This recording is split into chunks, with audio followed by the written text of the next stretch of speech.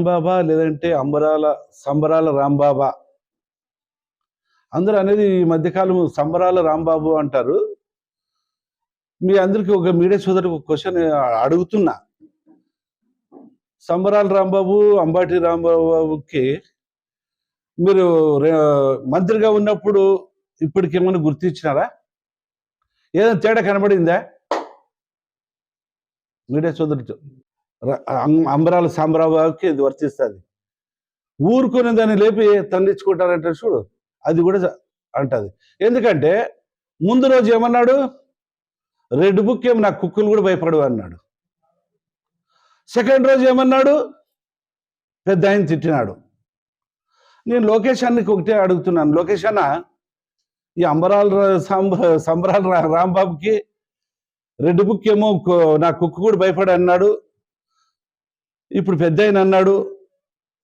నాకు తెలంగా ఒకటి రవితేజ పిక్చర్ గుర్తొస్తుంది, జిందా తక తక జిందా జిందా అంటారు చూడు, అది గుర్తుంది. మీరు ఉందా? విక్రమార్కుల్లో జిందా తక తక జిందా తక్క అంటారు చూడు, అది గుర్తొస్తుంది. దానికి ఆ రకంగా అంబరాల రాంబాబుకి చేస్తే బాగుంటుందేమో. మరి నిన్న మొన్న అది జరిగిందో లేదో తెలియదు, కానీ ఒకవేళ జరగలేకపోతే ఇప్పుడు మాట్లాడిన మాట సంబరాల రాంబాబు మరీ మాట్లాడతాడు. లోకేష్ అన్న నీకు మొక్కి చెప్తున్నాను, అప్పుడన్నా ఈ జిందా తతక తక జిందా తతక అనేది వినిపిస్తే బాగుంటుందని మా లోకేష్ అన్న నేను అడుక్కుంటున్నాను. కాబట్టి మా పెద్దలు కూడా అంటున్నారు, ఏదైనా ప్రెస్ మీట్ మాట్లాడేటప్పుడు మీరు మామూలుగానే మాట్లాడండి, వాళ్ళకి వల్గర్గా మాట్లాడదండి. నేను వల్గర్గా మాట్లాడలే, నేను మాట చెప్తున్నా. ఇది ఖచ్చితంగా ఇది పార్టీయాలి. ఎందుకంటే చాలా మంది అది ఏదో ఒక రకంగా పోతున్నారు. కాబట్టి ఇప్పుడు మాట్లాడే వాళ్ళందరికీ కూడా మా లొకేషన్కి చెప్తాను, రేపు అసెంబ్లీలో కూడా చెప్తాను, జిందా తక్క అని ఖచ్చితంగా మాట్లాడాలందరికీ ఆ ట్రీట్మెంట్ అందియాలని చెప్పి నేను కోరుకుంటా. అదొక భాగమైతే మాట్లాడేటప్పుడు మీరు మామూలుగానే మాట్లాడండి, వాళ్ళకి వల్గర్గా మాట్లాడదండి. నేను వల్గర్గా మాట్లాడలే, నేను మాట చెప్తున్నా. ఇది ఖచ్చితంగా ఇది పార్టీయాలి. ఎందుకంటే చాలా మంది అది ఏదో ఒక రకంగా పోతుండారు. కాబట్టి ఇప్పుడు మాట్లాడే వాళ్ళందరికీ మా లొకేషన్కి చెప్తాను, రేపు అసెంబ్లీలో కూడా చెప్తాను, జిందా తక్క అని ఖచ్చితంగా మాట్లాడాలందరికీ ఆ ట్రీట్మెంట్ అందియాలని చెప్పి నేను కోరుకుంటా. అదొక భాగమైతే అంబాటి రాంబాబు, సంబరాల రాంబాబు అది పక్కన పెడదాం. నిన్న నియోజకవర్గాల నుంచి పోటీ కూడా వచ్చినారు. ఒక్క బీసీ పైన నిన్న మీటింగ్లో వైఎస్ఆర్ కాంగ్రెస్ పార్టీ వాళ్ళు మీటింగ్లో ఒక్క బీసీని ఎదుర్కొనేదానికి పొద్దుటూరు నుంచి రాజమల్లి ప్రసాద్ రెడ్డి, తాడపత్రి నుంచి పెద్దారెడ్డి, మరి అనంతపురం నుంచి వెంకట్రామరెడ్డి, ఇక్కడ ఉన్న ఒక వెంకట్రామరెడ్డి, ఇంకా ఎవరంగా ఎవరో వచ్చిన అందరూ వచ్చి ఒక బీసీని ఎదుర్కొనేదానికి ఏమన్నారు, ఒగరు ఒక ఆయన రాజమల్లి పొద్దుటూరు ఆయన వచ్చినాడు. ఆయన శనివాడేళ్ళ లెక్క అంటున్నాడు. ఆడ 22,000 చిల్లరతో ఓడిపోయి మీ 11 సీట్లు మీరు అంటారు కదా, మరి 22,000తో ఓడిపోయినావులే. ఈడొచ్చి వెంకటరామరెడ్డి 7,000తో జయరాం గెలిచిన అది మొగతనం కాదు, మా వెంకటరామరెడ్డే మొగతనం అంటాడు. మరి ఏ మొగతనం మనకేం అర్థం కాలే. అది ఏదో అంటాడు, ఈ బాక్స్లో ఉండేది ఫ్యాన్ అంట, ఈ బాక్స్లో ఉండేది 4-5 ఉండవంట. ఈ బాక్స్ అయినా సంవత్సరానికి 365 రోజులు, అవునా? మరి సంవత్సరానికే లెక్కేసుకున్నాము. ఇది సంవత్సరానికి 300 ఎన్ని రోజులు అయింది, 65 రోజులు అయితే నేను 30 రోజులు నా బంధువర్గాన్ని నేను పలకరించిన. నువ్వు ఎంత 365 అంటే 359 రోజులు ఇంటూ 5 సంవత్సరాలు లెక్కేసుకుంటే ఎన్ని రోజులు మనకి అందరికీ మీరు అందరూ లెక్కేసుకుని ఆయనకు చెప్పండి. ఆయన అన్ని రోజుల పరిపాలన నియోజకవర్గంలో చేసి కేవలం 30 రోజుల్లోనే వచ్చి చరిత్ర సృష్టించి ఓడించానయ్యా రాజమల్లి ప్రసాద్. నీకు అర్థమైందే లేదు తెలీదు, ఇది అర్థం చేసుకో. నువ్వు ఏదో మొగోడు అంటివి.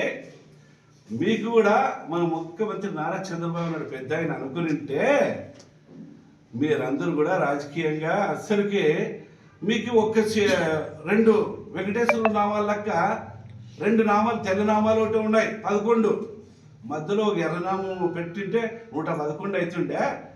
మీరు కూడా ఎందుకు 111 పెట్టలేదంటే, మీరు వెంకటేశ్వర స్వామికి 5 సంవత్సరాల్లో మీరు మీ భక్తి మీరు ఏమనుకున్నారు ఏకతో కానీ ఆ లడ్డు ప్రసాదాల పైన రకరకాలుగా అవాంతలు వస్తున్నాయి. మరి ఆ రోజు మీకు శిక్ష వెంకటేశ్వర స్వామి శిక్ష ఇచ్చిన దానికే 175 సీట్లకి 164 సీట్లు అంటే కేవలం 11 సీట్లకి ఉన్నాడంటే వెంకటేశ్వర స్వామి మేము అందరినీ కన్నుతో చూసి మీకు 11 సీట్లకి ఇచ్చాడయ్యా. రాజమల్లి నువ్వు ఏదో ఎక్కడి నుంచి వచ్చి ఏదో సినిమా డైలాగులో డైలాగులో నీవు ఆ డైలాగులు పడితే కాదయ్యా. ఆడ పెద్ద ఆయన వరదరాజు రెడ్డి 22,750 ఓట్లతో గెలిచాడు. మరి మీకు తెలుసో లేదో, మా ముఖ్యమంత్రి నారా చంద్రబాబు నాయుడు గారు కన్ను దృష్టి పెట్టింటే 24లో మీకు 3 సీట్లు వచ్చేది. ఎందుకంటావా, మీరు మా కొంతమంది ఓడిపోయిన వాళ్ళు ఎంతమంది జస్ట్ దగ్గరలో ఓడిపోయినారు. 3 నామాలు మిగిలేవి. మీకు ఇంకా 11 వచ్చినవి. ఇదంతా మీరు పక్కన పెట్టుకొని ఈ రాజకీయంగా అది కాదు, ఒక్కరిని ఎదుర్కొనేదానికి 5 మంది వచ్చి ఈరోజు మాట్లాడడం జరిగింది. ఇప్పుడు ఈ నియోజకవర్గానికి ఓడిపోయిన ఆయన ఏమంటాడు, ఈసారి 1,00,000 ఓట్లతో గెలుస్తానంటాడు. ఓరి నీ కాల ఆయన అదేదో అన్నప్ప రాజమల్ల, ఓరి నీ అమ్మ నేను ఓరి నీ అమ్మ ఇది 359 రోజులు, ఇది వచ్చి కేవలం 5 రోజులే పనిచేసిండేది. ఓరి నీ అమ్మ నీ 30 రోజులకే ఎమ్మెల్యే అయినాను. కాబట్టి మాట్లాడేటప్పుడు కొంచెము మీరు ఉండండి. నేను మా పెద్దాయన పోటీ వేడుకుంటున్నాను, మా ముఖ్యమంత్రి నారా చంద్రబాబు నాయుడు పెద్దాయన ఒక్క బీసీని కదిలించేదానికి 5 మంది కాకపోతే 10 మంది రాట్లే, 10 మందిని ఓడించే సత్తా ఈ గుమ్మనూరు జనంకు ఉంది. మా పెద్ద ఆయన రేపు 29 ఎన్నికల్లో నా దగ్గర గుంతకాలకు వచ్చి వాళ్ళందరికీ కేవలం నేను మాట్లాడేది ఒక్క 10 నిమిషాలు 5 నిమిషాలు మాట్లాడతా. అప్పుడు మీకు ఆ రిజల్ట్ ఏమో, ఈ గుమ్మనూరు జయరాం రిజల్ట్ ఏమో ఆ రోజు చూపిస్తా.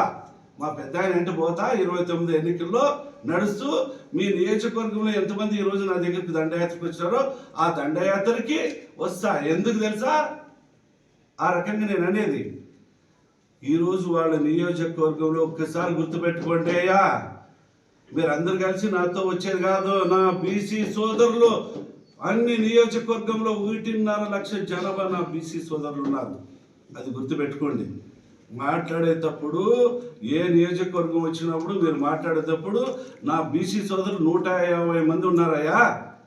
1.5 లక్షల జనాభా ఉంది. దాంట్లో భాగంగా నేను జన్మనిచ్చిన వాల్మీకి సోదరులు నియోజకవర్గం అంతా ఎక్కడ చూసినా 50,000, 70,000, 80,000 చొప్పున ఉండారు. మీకు ఓడించేదానికి ఆ ఓటర్ సంఖ్య చాలు. నేను ఇక్కడి నుంచి ఒక్క ప్రచారము చేస్తే ఖచ్చితంగా రాబోయే రోజుల్లో మా బీసీలందరూ కలిసికట్టుకి మిమ్మల్ని ఓడిస్తే 1,00,000 మీకు డిపాజిట్లు రావు. తర్వాత నేను ఒక కులానికి ఒకసారి నేను చెప్పినానంటే నియోజకవర్గంలో ప్రతి జిల్లాలో ప్రతిలో వారికి సోదరులు ఉన్నారు సార్, వాళ్ళేసే మీరంతా పత్రం గ్యారంటీ. ఇక్కడ అనంతపురం రెడ్డి కావచ్చు, తాడపత్రి రెడ్డి కావచ్చు, పొద్దుటూరు రెడ్డి కావచ్చు, ఇంకా ఈ వగేరా వీళ్ళందరూ కూడా రేపు 29లో ఉండండి అయ్యా. ఒక పైన ఒక బీసీ పైన దండయాత్ర కాదు. మీకు రాబోయే రోజులు మా ముఖ్యమంత్రి నారా చంద్రబాబు పెద్ద ఆయన దృష్టి పెడతాడు. ఖచ్చితంగా మా లోకేష్ అన్న దృష్టి పెడతాడు. ఇప్పుడు ఏదో ఒక రాజమౌళి ఇంకో మాట అన్నాడు, రేపు పొద్దున స్థానిక సంస్థ ఎన్నికల్లో మనం క్యాండిడేట్లు గెలిపించుకోవాలా, 10 ఎకరాలు అమ్మినా చింత లేదు గెలిపించుకోవాలా అంటాడు. ఓరి నా స్వామిరంగా, ఇది మరి ఈ గుంటకల్ నియోజకవర్గం ఎమ్మెల్యేకి తెలుసో లేదో నేను ఒక మాట అడుగుతున్నా. ఈ పొద్దు జగన్మోహన్ రెడ్డి గారు 24లో ఒక్కొక్క క్యాండిడేట్కి 30 కోట్లు ఇచ్చి ఖర్చు పెట్టినాడు. దాదాపు 30 కోట్లు అంటే 30 ఇంటూ ఎంత అవుతుందప్ప 200 అనుకో 200 అనుకో 200 ఇంటూ 30 కోట్లు 6,000 కోట్లు ఖర్చు అయినాయి.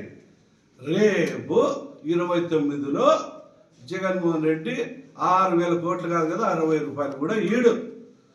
మీరేమన్నా రాజమౌళి ఏమంటాడు 10 ఎకరాలు అమ్మైనా క్యాండిడేట్లు గెలిపించుకోవాలా అంటాడు. అబ్బా భలే చెప్పావయ్యా రాజమౌళి, ఇది నీ మాట కట్టుబడి ఉండాలా.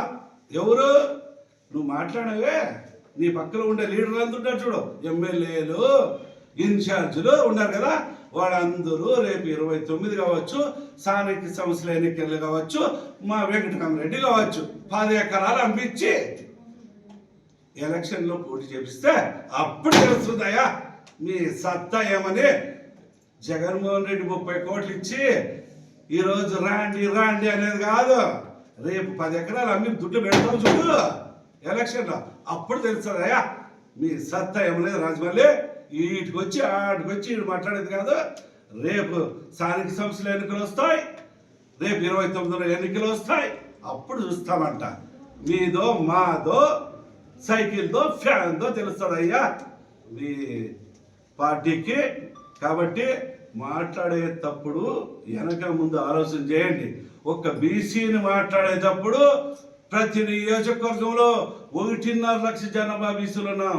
మేమంతా కన్ను ఎర్రగా చేస్తే డిపాజిట్లు కూడా కోల్పోతారు, తస్మై జాగ్రత్త.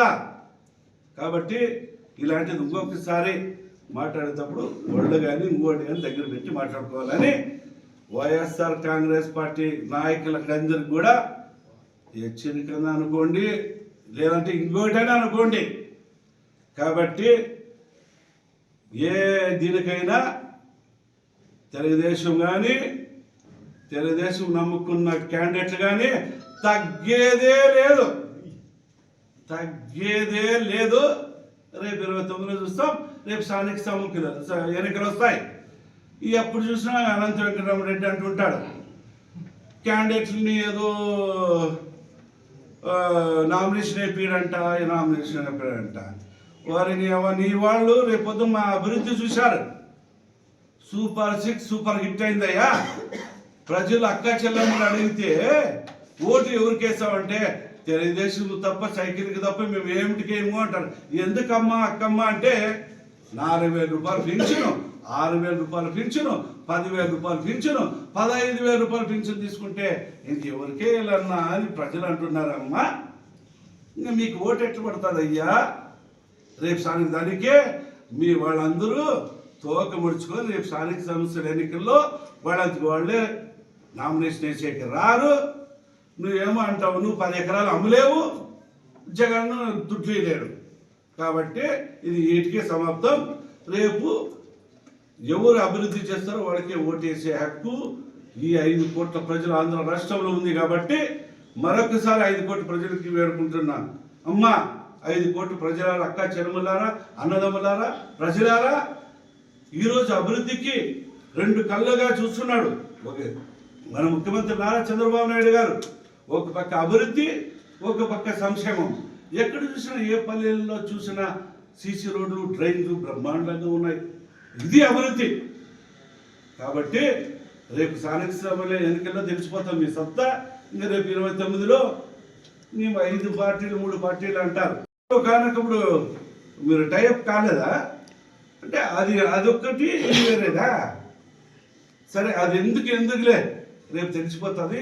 కాబట్టి 5 కోట్ల ప్రజలకి ఎప్పుడు మన ముఖ్యమంత్రి నారా చంద్రబాబు నాయుడు పెద్ద అండగా ఉండాలా. మనం అందరూ ఆయన ఉంటేనే ఈరోజు రాష్ట్రం బాగుంటుంది అనే దానికి 5 కోట్ల ప్రజలకి మా గుంటకల్ నియోజకవర్గం తరఫున అందరికీ పేరు పేరున హృదయపూర్వక ధన్యవాదాలు తెలుపుకుంటూ సెలవు.